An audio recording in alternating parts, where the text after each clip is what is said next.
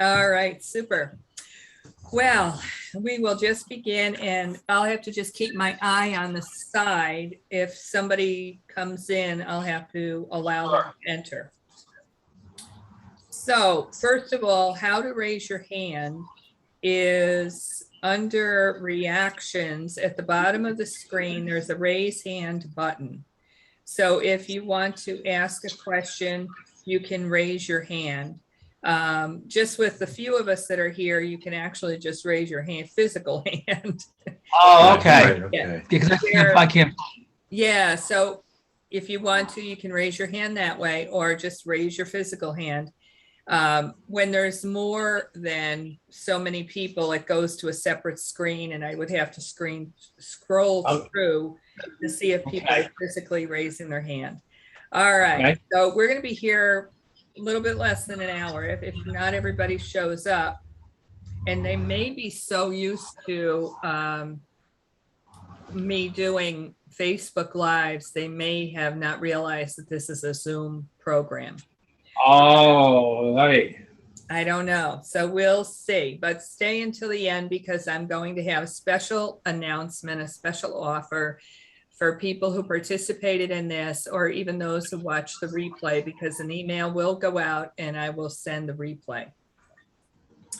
So about me, I'm not one to boast, but I've been doing this for 25 years, communicating with angels my entire life. When I was a little girl, I had invisible friends and they were angels, and they have saved my life many, many times. And I'll talk about that in a little bit. In addition to that, I have been studying Inca Peruvian shamanism for the last 11 years. Before that, Eden energy medicine and emotional freedom technique. And before that, thought field therapy. So the precursor to EFT, which is the tapping, I started with that. So, and I'm also a Reiki master teacher, and I've been doing all of that for over 25 years. You know, I have the gray hairs to prove it. So, right? Oh, I know it, right? So, in terms of angel communication, everybody can do it. Everybody has an angel. They have a guardian angel. Some of us have more than one. Some of us have worn our guardian angels out, I'm sure. And, Yes. I'm pretty sure I have. And so, but I'll just share with you a few times that I was really aware that they stepped in on my behalf. And one of those times was when I was 15, and I grew up on a farm, so I didn't know about beaches much. And we were at the beach, and I'm going to mute you guys. Can I do that? Yes, I can actually. So I muted you so we didn't have the feedback and for the recording. So I'm down in Point Pleasant Beach in New Jersey, and you know, a storm had blown through the day before, and my cousins were there, and we were all playing in the waves, and you know, seaweed is washing up and horseshoe crabs are washing up, and we didn't think anything of it.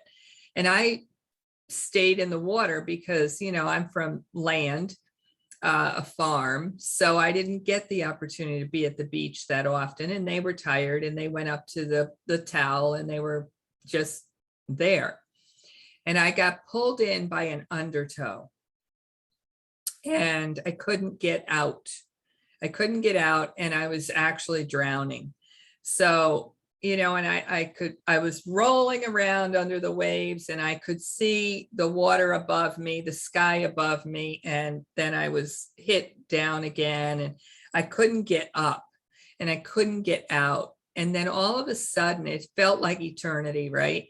And all of a sudden I felt something grab me on my ribs, and they picked me up and they put me down on the shore.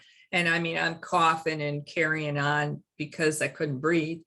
And my cousins didn't know I was drowning. And they finally realized, oh, she was in the undertow. But without the angels picking me up and putting me on the shore, I wouldn't have survived that. And that's one of the well, there's been a lot more in my childhood that I know they saved me for sure. They gave me signs and told me to stay quiet and protected me in that way. And then later on in my life, I don't know why I'm choking up. Excuse me. So later on in my life, what happened was, it's only 2017. And my cat had died on May 4th, and her name was Angel Kitty. And we were soulmates. And then around the 15th of June, I ended up in the ER, and I was in very bad shape. I was hemorrhaging, and, they really were concerned. I had 4 blood transfusions, but what the angels did was, the nurse in the ER's name was Barbara. That was my mother's name. So that was my first sign from the angels. And the second sign from the angels was when they sent me upstairs and they started to give me the blood transfusions. I had 4 blood transfusions. The nurse that they assigned to me was Hanael. And for those of you who listen to me and listen to my prayer, Archangel Hanael is one of the archangels that I call upon. And so as soon as she came in the room and she said her name, I said, Archangel Hanael. And she said, oh, And I said, yes, I do. So then I asked her to pray with me over the blood that I would receive and all of that. And then she was there also for the operation and all that. So, and then another thing that happened, and this is all in the matter of 3 days. My cat, who had passed away, and that's why I mentioned her, came to me in the middle of the night and walked on the bed, walked on me.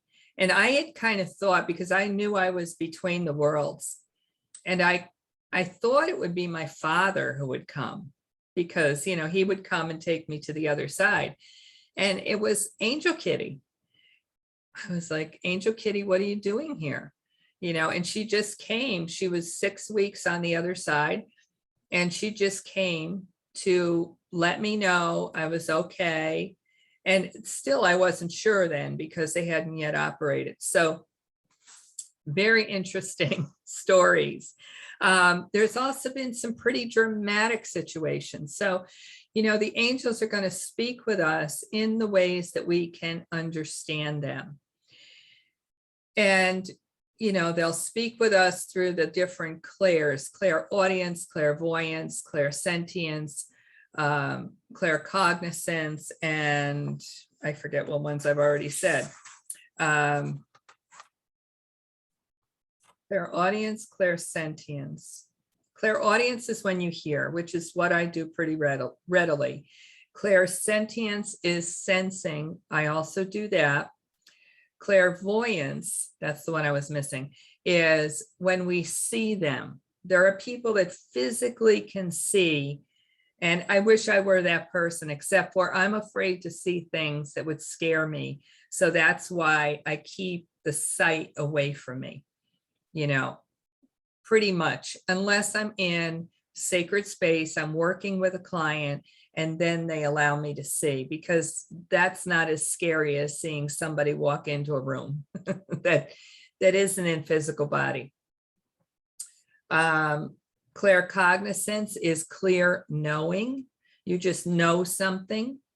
And then I'm going to look at my notes, because I'm missing that last one. Clairalience is clear smelling. There have been times when I've walked into a room and there was no leather in the room at all, and I was smelling leather. And that was someone that I used to know that had leather furniture or wore leather.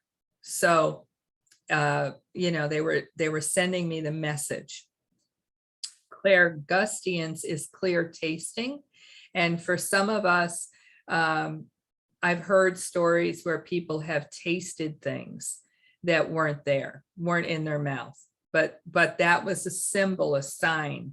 So maybe grandmother made peach pie, and all of a sudden you're, someplace and you taste peach pie, right? So that's letting us know that the angels are with us and that your grandmother's with you. All right, so I want to get back to the dramatic times that they saved my life. Now, yes, when I was drowning, that was kind of dramatic.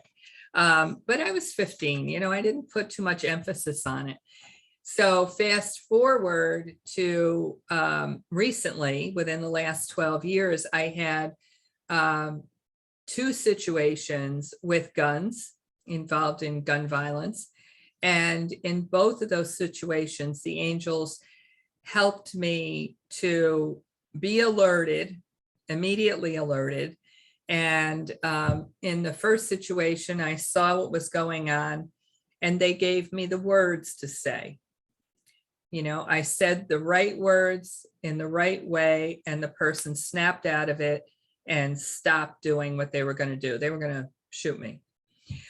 And I've also had a similar situation back in my 30s with someone that I was dating, and he thought that he could just carry on, and I talked myself out of date rape. And that was the angels protecting me because, I'm not that quick a thinker on my own, but it was clear. The words came and they were fast, and snapped the person out of their, I don't know what the hell they were in, but I don't know. I don't even know what to call that when somebody's about to commit a crime. And then the next situation, I had discovered a situation where my live-in boyfriend was pulling out of the relationship and not letting me know, and he was going to shock me with, leaving. But what happened was the angels, and I had checked, clothes in the closet were missing, and all the guns in the gun safe are missing. And I was so upset because, this is somebody that I thought was an honest person, and turns out they weren't by a long shot. And no pun intended with that word, but the angel screamed in my ear, "Get the gun and hide it now." And I'm still so upset that, I'm just screaming. I'm like, oh my God, oh my God, oh my God. And they yelled it a second time so loudly that I swear to you, my eardrum was broken. I was just like, oh my God, what was that? And it caused me to stop my frantic panic. And I said to them, okay, just show me. And they took me, I almost felt like somebody was holding my shoulders as they guided me down the long hallway to the bedroom, to the nightstand drawer. I opened the nightstand drawer. There was something on top of the pistol. I pushed it off. I picked up the pistol, thankfully by the barrel. I hid it like the angels told me to. And when he came home, I said, okay, I understand you're leaving and you can leave now, and here's your stuff. And the first place he went was the nightstand drawer. Yeah, so that was confirmation that that was his intention, and never asked me for that gun. And the angels actually physically stepped in, and this can happen for any one of us. This is not just special because of me. This is for any one of us. And we can trust that if, and not even if we have a constant communication with them, there are times when the angels will actually just step into our lives.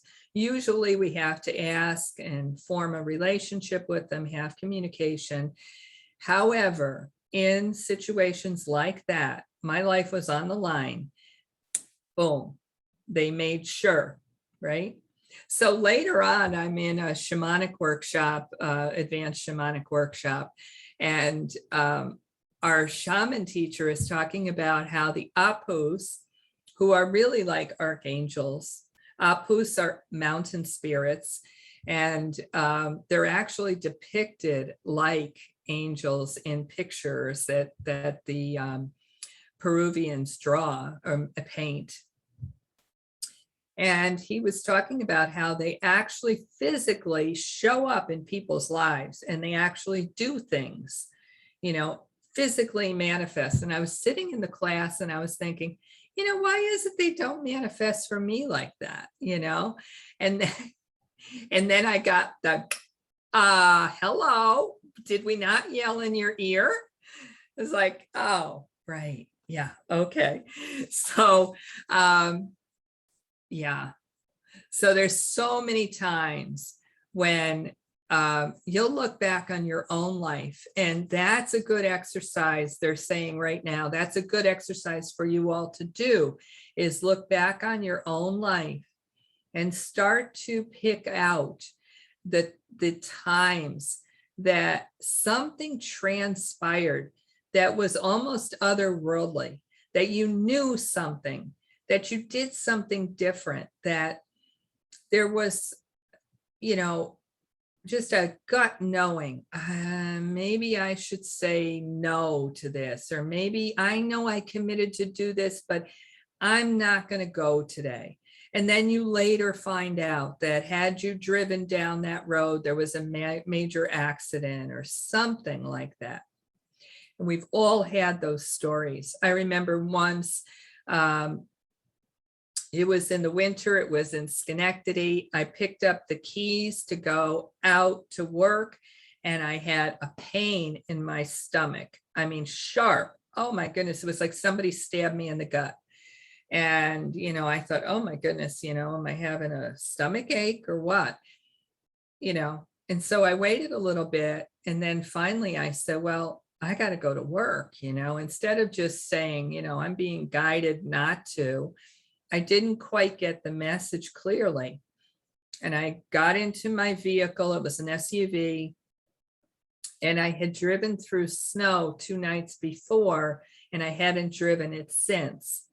And when I came out of my driveway and I drove up to the next street, and then when I tried to apply the brakes at the next stop sign, my brakes did not work. They were frozen. So I ended up having a slight fender bender. But the angels had told me when I picked up those keys, that pain in the gut was the message. And it was just that I didn't clearly understand it. So since then, I've asked them, make it super clear, because I'm not quite understanding. If I don't get it, protect me and give it to me a different way. So hence, get the gun and hide it now, really loud in the ear.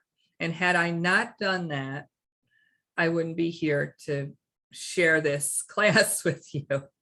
So I think it's hysterical because seriously, like, you would think that you could get away with that with me, of all people. I don't think so. Anyway, so Aunt Mary, when I was a little girl and she knew I had these invisible friends, she was the one when I was 10 years old, that told me I had to stop talking to them. And she was just doing that out of protecting me.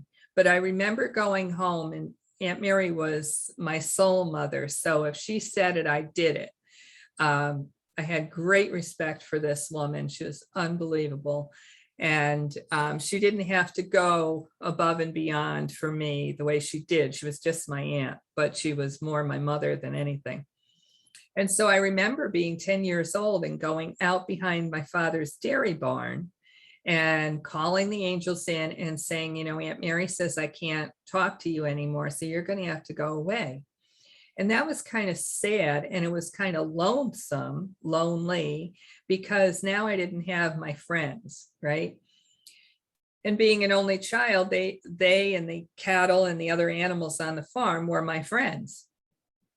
So now fast forward into my 20s, and I'm starting to take classes so that I can reconnect with my guidance, my angels, my intuition. So I thought that was kind of funny.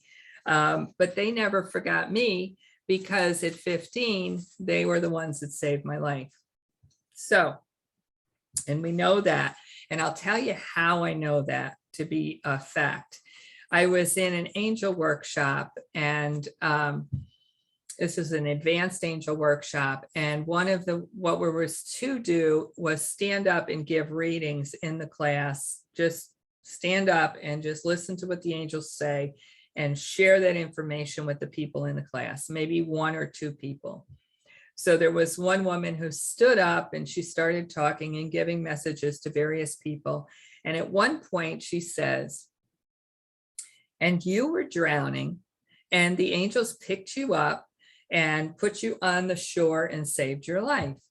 And I'm just sitting there waiting for other people to say it was them. And I didn't say a word. And I really didn't share that story with people in my life. I didn't even think about it. And so I heard what she was saying, but I wasn't acknowledging her. And all of a sudden she just turned to me and she said, "And they saved your life." So there was no doubt, and I couldn't deny it at that point. So what the angels really want to tell us, another thing they want to tell us today is, first of all, we live in a free will zone. We have to ask for help, whether it be help from the angels, help from God. And that's where prayer comes in. That's why prayer is so important. And I believe that praying for other people is very powerful. So, that's why I have on Facebook prayer warriors, and so that we can all be alerted to someone in need. People contact me and say, "Would you please put up a prayer post for me?" And I do that. I think it's the best use of social media there is, so that we can help other people.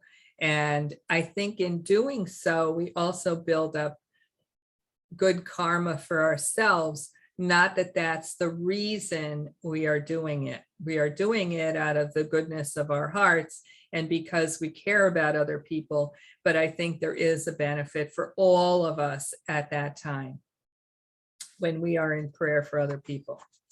So how can you talk with them? Well, first you're going to ask, and you're going to ask for this or better. So say you're wanting something. Maybe you want better health. Maybe you want a new car. Maybe you want, I don't know, help with your relationship, whatever it may be. And just don't give them the parameters, right? Don't box the angels in. Say, I need you to fix this. I need you to make it better.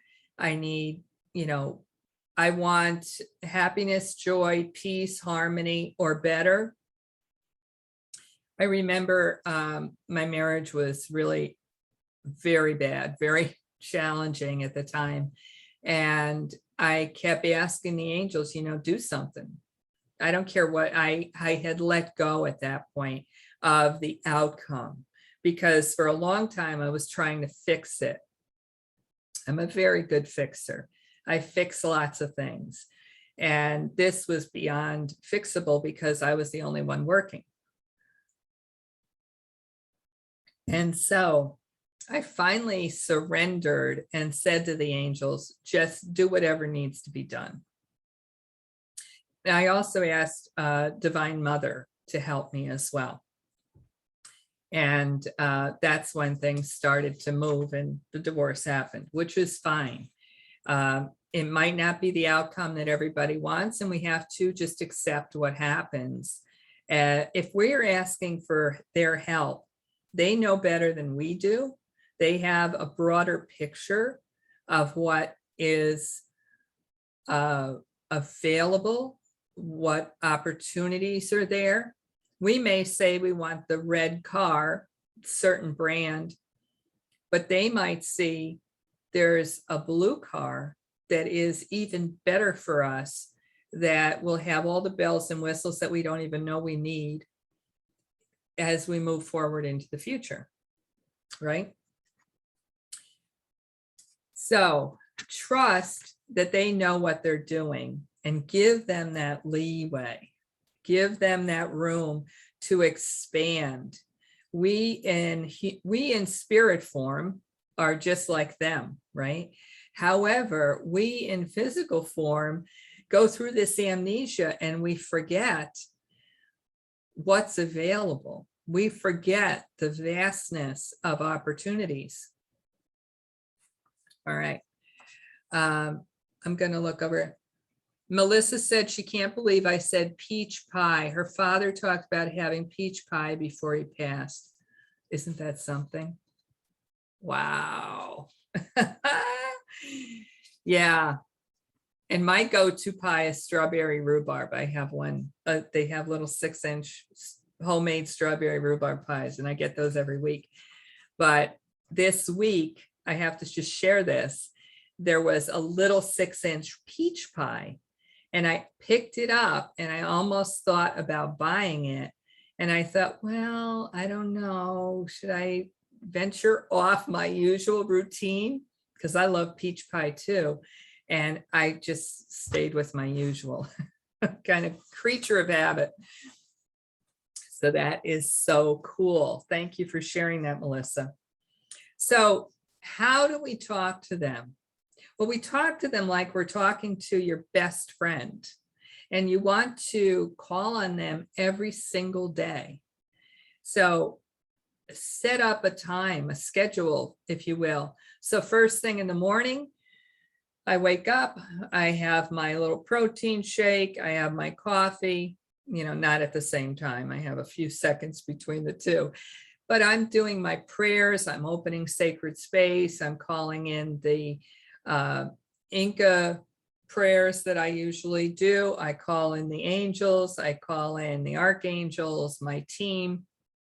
So I've got this whole huge swath of sacred beings that are assisting me all day long. And you can too. That's the thing. And you can too. So what I do is morning and night. So first thing in the morning, throughout the day as well. But I make sure I do morning and night. So as I'm dozing off at night, try to do my prayers before I put my head on the pillow. But most of the time it's I'm put my head on the pillow and I'm saying my prayers as I go off to sleep. And that establishes that connection.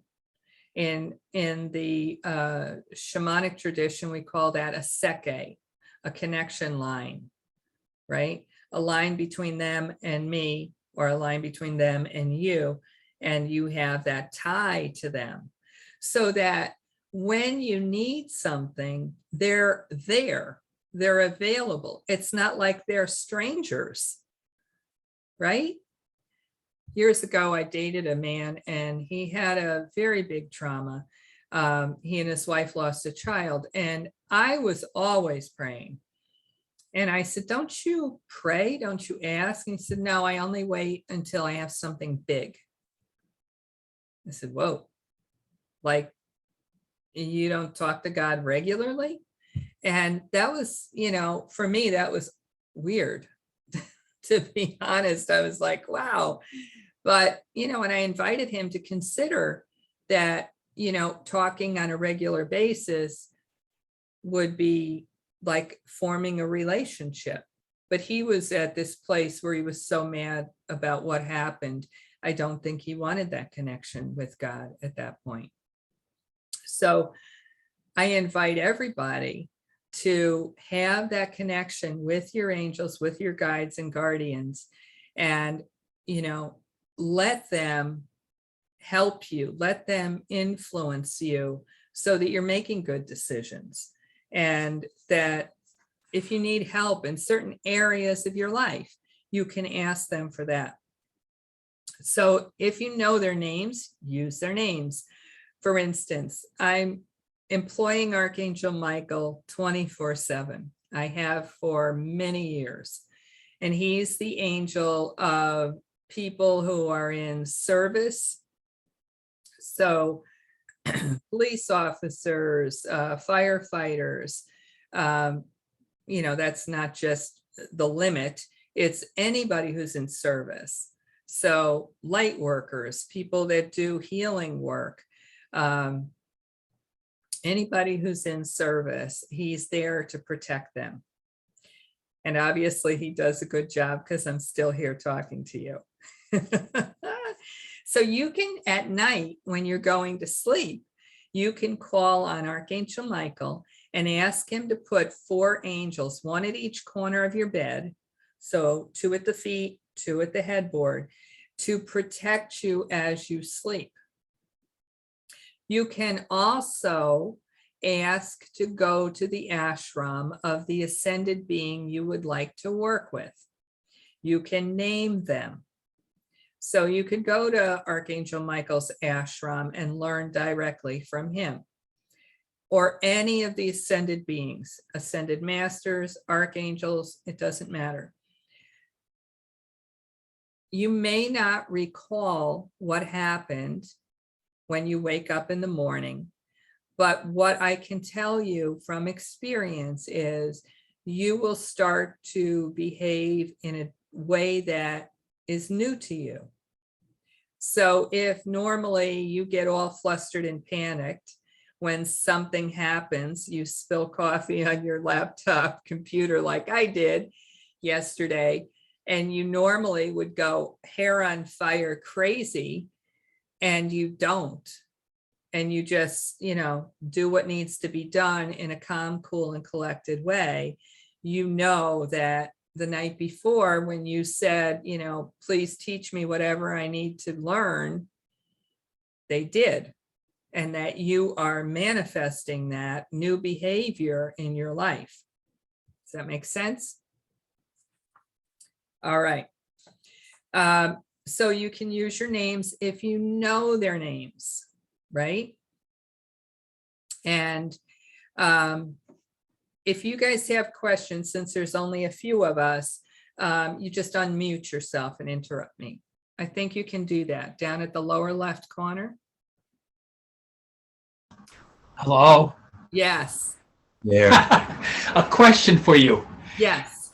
When you say you want to go to an ashram, you mean like their place of being, and it could be anybody, like a saint, like Mary, or your parent, or somebody like that. Is that what you mean? Something like that? Yes. You Okay. can. Yes. Okay. And you may not remember it. You may not have it like in a dream. I didn't remember, but certainly I behave differently. Okay. Does that make sense? Yeah. Yes, absolutely. So you can also call on them when, say, you're looking for a new job, or you're looking for guidance in a certain area of your life, or maybe you're wanting to get, like in my case, I want to get a repair person to do a job, but I want somebody that I can trust, somebody I don't mind being at my house, because maybe they're going to have to work inside the house, and so on and so forth. So I asked the angels to set that up and to let me know, I might call on 3 people because I always get 3 estimates, and then, let me know which one of these 3 is the one. And I'll have an inner knowing, or they might say it in my ear, this guy or this girl, right? I need another drink. It's water, by the way. I shouldn't say I need a drink. I've been sober since 2002, so I'm pretty proud of that. Even though I've been through all I've been through, I've continued to be sober, which is a miracle in and of itself. The angels certainly have something to do with that. So say you need an influx of money or something like that. You can ask the angels of prosperity and abundance. You can ask the angels of in my case, I'm putting together my memoir. Ask the Archangel Gabriel. That's the angel of communication. But I can also ask the angels of, writing and publishing and all of that to assist me. So whatever it is you're thinking, maybe you want a better relationship. So you ask the angels of relationship or the angels of love and see how it works, right? And so I talked about communicating with them day, morning and night, but I communicate throughout the day with them. It's like I walk through my day and I'm talking to them, maybe not out loud, but certainly morning and night, it's definitely out loud. If I have people around, I'm not going to be talking to the angels out loud because I don't want them, like Aunt Mary said, she didn't want me to look like I was crazy. I just want to flip a few pages here because on those pages I had different archangels' names and what they do. I talked about how you can sense them. Wow, we've gone pretty far. When I was running through this, the time didn't go like this. This is so funny. And so you can ask them for signs. Common signs are like, give me a feather, give me a penny. Maybe you have a decision to make. And you say, if you send me a white feather, I'll know that I should proceed. And if you send me, I don't know, if I see a dead animal as I drive to town, I'll know I shouldn't proceed. Something like that. You can actually set it up. Tell them what the sign you want. And if you don't see any of that, then maybe you need to rephrase the question. That's what I'm hearing. So I'm going to ask you to unmute, and I'm almost at the end, and I want to know what questions you have.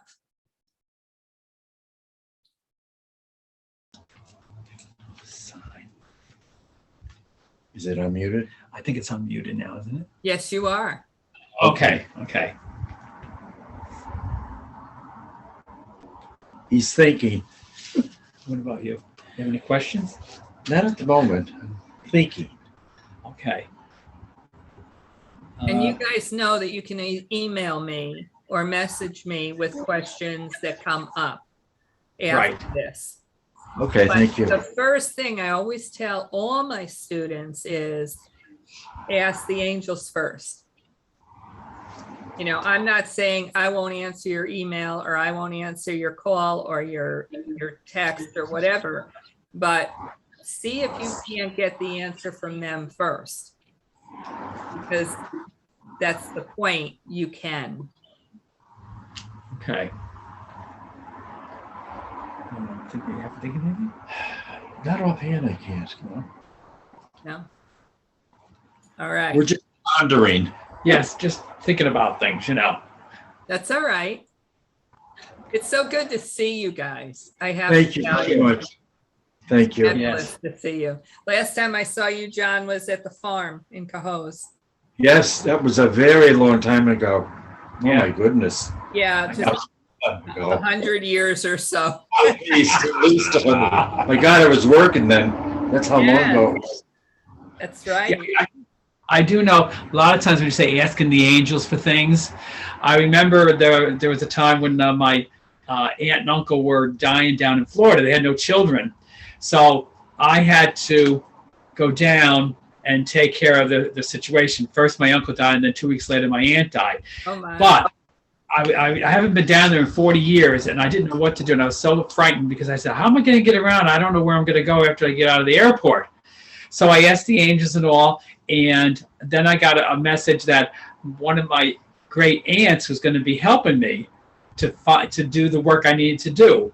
So I thought, okay, that's good, because this great aunt really raised my mother and aunt. So it was like the mother.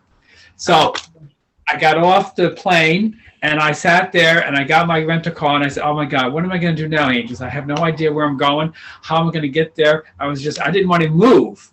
And finally I said, okay, I'm going to start and then you can help me. And then halfway down, it was like 30 miles, halfway down, there was I asked somebody if I'm on the right road and they said yes. And for some reason, I just kept going from one turn to the other. And I made it to their house where I haven't been to in 40 years. So it was amazing how You never got lost. I never got lost. I thought that was amazing because I couldn't have done that myself. And I more or less felt things. So that's, I think, how they communicated to me, like a feeling. So it was more of a feeling, not not hearing them. So that was interesting to me, That's wonderful. That's clairsentience. Yeah, when you feel it. Right. Wonderful. So that was something I do remember, Cool. Yeah, that was. Yeah. How long ago was that? 11 years ago. Wow. Yeah. Was it that long? Yeah. Oh, okay. Yeah. So they're always there. It's just like you said, you have to ask, and then you have to trust. I had to take that step and put on the gas and get going, Otherwise, I was just, I can't sit here all day, I said. And that's the other thing that they're saying is trust when you ask us is that we are hearing you, that we are working on it, we're responding, because a lot of times we humans don't have the trust because we can't see what's going on behind the scenes, that there's this whole orchestration happening behind the scenes on our behalf. And because we don't see it, it's not like we can walk into the kitchen, we've placed our order with the waitress and we can walk into the kitchen and watch the chef cooking our meal. Right. You can't see the cooking going on the other side of the veil, right? Good point. Yep. So we have to trust. And it's when we don't trust that we start to falter, that we kind of take back what we asked for. And that slows down the process. And that's what they're saying to me right now is we kind of get in our own way. We slow down the process because we doubt instead of trust. Right. That's a big deal. And, it was like when I finally stopped being frantic and I said, okay, just show me. And I just trusted that they were going to show me what I needed to find.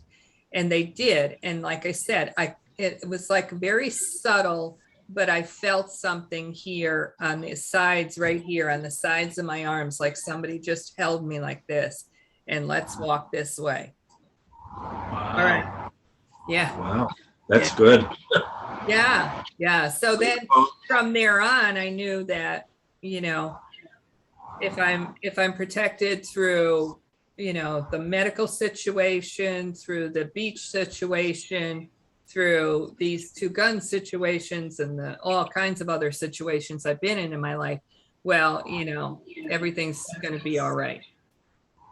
And that's what they also say is, you don't have to worry, just ask us, and they tell me that a lot because I'm a default worrier.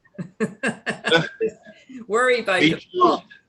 Me too. Yes, I totally get it, John. Oh.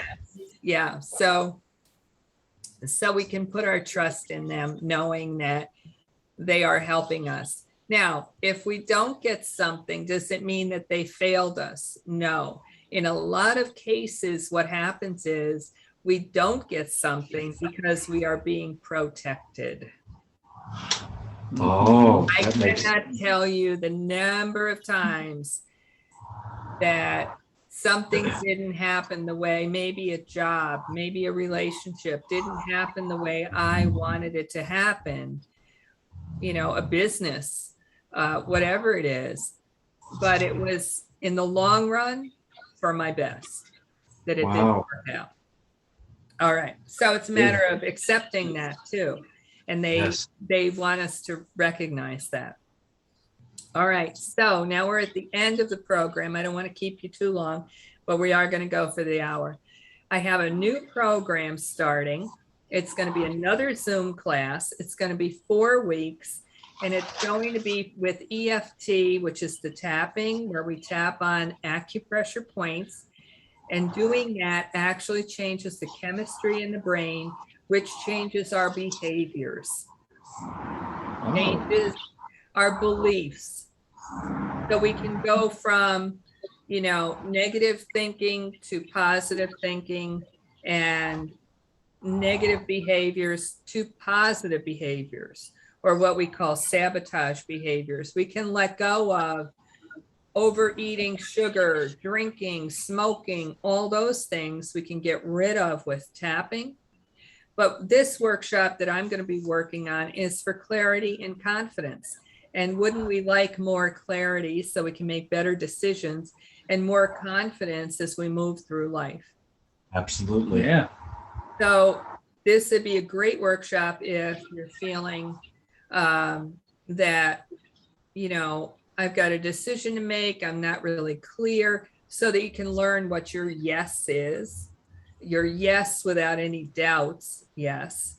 And you can be more confident as you move forward and know that you're making the best decision for you. So in this 4-week workshop, we're going to meet for 1 hour a week. We're going to meet on Zoom. They will all be recorded. And for attendees of this workshop, I'm offering a special discount, and it's only for you all. And this class for anybody else is going to be $97. And for people attending this free workshop, it's $67. If you sign up by Monday at 12 noon Monday, and that will give you 48 hours to think it over, see if it's right for you. Go to my website. It's takebackyourpower.com/clarity-and-confidence-workshop. You can also get to it by just going to the main page, going under programs, and it's the first program on top of the tab. So I hope you'll join me for that too. I just did a workshop for EFT and weight loss. And you would think that we tapped on things like foods that people were eating, and I did that. And one woman brought coffee that she was trying to let go of drinking 18 ounces of coffee, and she got down to 8. That was good. And another woman brought sugary things like cupcake. And what she ended up doing was she tapped on that and she released her desire for all sugar. So she stopped eating anything with white sugar in it. That's huge. Yes, it is. But what's really interesting is what we tapped on. So we tapped on really deep emotions. And that's when people work with me, that's where I take them in a safe, sacred environment. I take them to the places that really need to be looked at, to be healed. And in their case, it was grief and guilt and shame. So tapping on those subjects, those emotions, help to release the sabotage behaviors. So you would think that we also did tap on the food, but it's tapping on those deeper core issues that helps us to get clear and have better behaviors. Wow. Do you have any questions? No, do you have any questions? No. All right. Well, I am going to share the link in the comments. Yes, that would be great if I could do that. Let me do that.